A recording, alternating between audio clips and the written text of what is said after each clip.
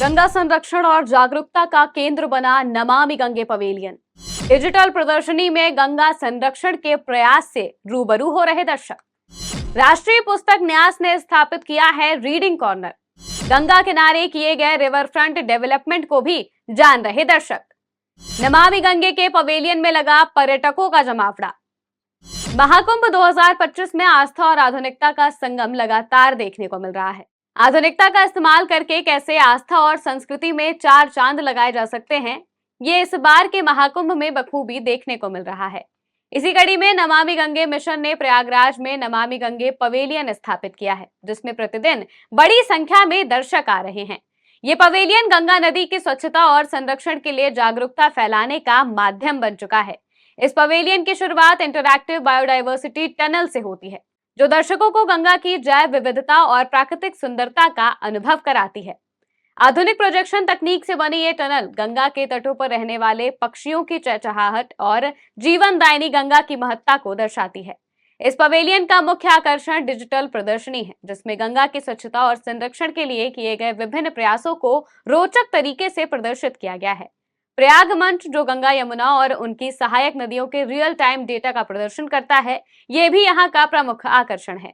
इस मंच पर नदी के जल स्तर, स्वच्छता और प्रदूषण से संबंधित आंकड़े प्रस्तुत किए जाते हैं। दर्शक यहाँ गंगा की स्वच्छता के लिए सरकार के प्रयास भी जान रहे हैं।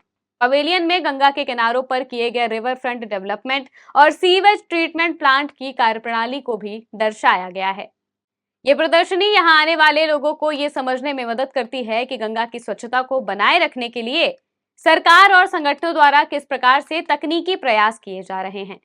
नमामि गंगे पवेलियन में गंगा नदी में पाए जाने वाले जीव जंतुओं जैसे कि गांगे, डॉल्फिन, कछुए, मगरमच्छ और मछलियों की प्रतिकृतियां भी प्रदर्शित की गई हैं।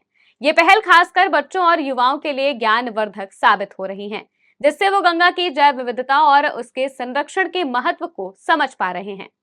प्रदर्शनी में राष्ट्रीय पुस्तक न्यास द्वारा विशेष रीडिंग कॉर्नर भी स्थापित किया गया है, जहां गंगा, महाकुंभ, समाज नीति और राष्ट्रीय गौरव से संबंधित पुस्तकों का संग्रह उपलब्ध है।